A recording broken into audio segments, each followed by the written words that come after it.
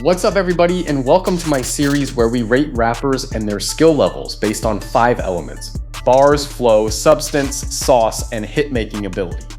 For this episode, we are going to talk about 50 Cent. Overall, I give his skill level 85 out of 100 points, and here's exactly how I got to that number.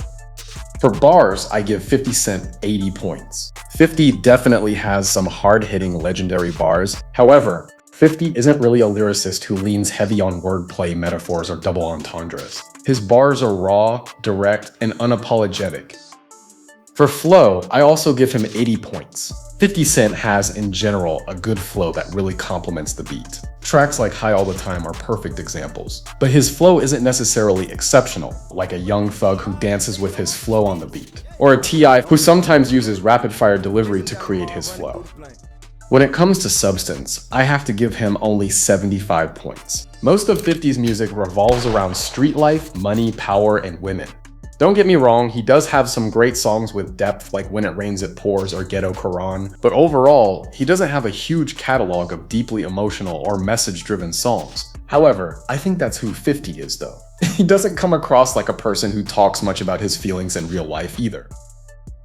For sauce, I give him a strong 90 points. A lot of younger fans did not experience the time when 50 Cent blew up and dominated hip-hop. But let me tell you, during that time, he was the coolest person alive. Everybody wanted to dress like him and be like him. He was fearless, confident, and extremely smart when it came to business. That's why everything he touched turned into a success. Sneakers, books, video games, movies, you name it. For hit-making, it has to be 100 out of 100. Very few rappers in history can match 50's run when it comes to hits. In the club, PIMP, Candy Shop, Ayo Technology. The list goes on and on. As we all know, having good bars and flow does not mean you can make a hit. It takes a special type of skill to create a song that can transcend your core fans, and 50 mastered that like no other.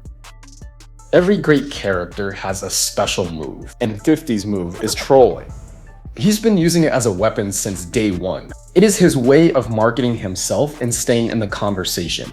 It started with How to Rob, where he dissed almost the entire New York rap scene. Then it continued with things like Pimpin' Curly clowning Rick Ross, trolling Ja Rule by buying out his front row concert tickets, and more recently, making the Diddy documentary. He creates narratives about his competition and makes them less likable to the audience, killing their aura. If I had to point out a weakness, it's showing vulnerability. Like I mentioned in the substance section, 50 doesn't really make deep emotional songs. And for a lot of artists, those types of records end up becoming fan favorites. Take Eminem for example. Songs like Cleaning Out My Closet or Mockingbird really helped fans connect with him on a deeper level.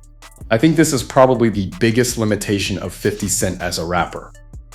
So yeah, that's my breakdown of 50 Cent.